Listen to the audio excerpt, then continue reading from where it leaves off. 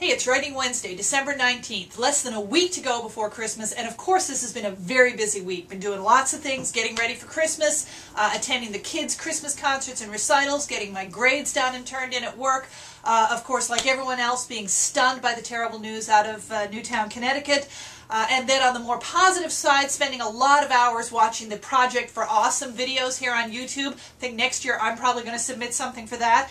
Yeah, I've been doing a lot of things this week. Writing has not been one of them. I'm filming again this week in front of my beautiful built-in bookshelves to kind of emphasize the fact that my novel, like my bookshelves, is very much a work in progress. And also, like the bookshelves, there may not have been quite as much progress on it as you would have expected by now. Now, in the case of Jason, who's building the bookshelves, he has some very legit excuses. On top of all the family stuff he's normally doing at this time of year, they have been having an insanely busy couple of weeks at work, and so he hasn't had a lot of time to work on the bookshelves. As for the novel, what's my excuse? You might say that as a teacher and a mom of two in the weeks leading up to Christmas, I'm just too busy to write. But the honest truth is that November is always a busier month for me than December is, and yet in November I almost always manage to crank out 50,000 words, just because I have that externally imposed NaNoWriMo goal. I set a goal for myself for December for what I wanted to get written, but I am not even close, nowhere near to it whatsoever.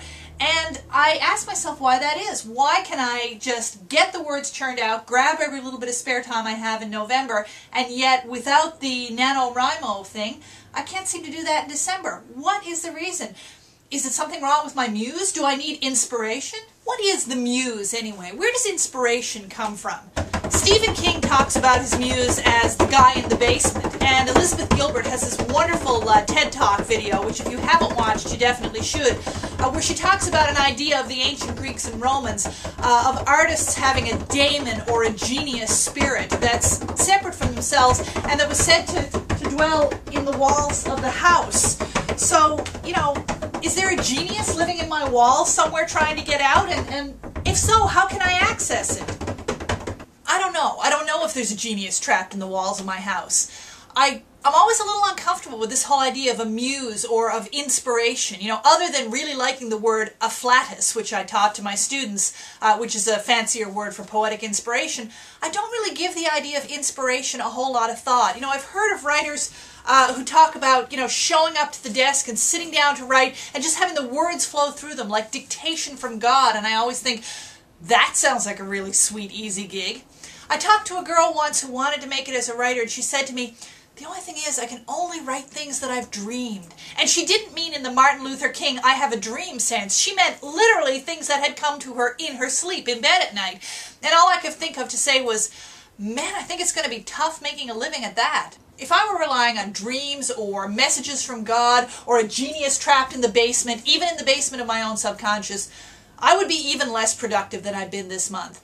The fact is, the only kind of inspiration or muse that ever comes to me is the one that's found in the story itself. As I'm in the process of writing, even if I'm writing mediocre words that are going to end up getting trimmed and thrown out eventually, that's when I can hear the characters talking. That's when I can figure out what they're doing and why they're doing it and what the story is supposed to be about. So for me, there is no magic and there is no secret. The only secret is just putting my backside in the chair and getting the writing done. That's where the inspiration comes from.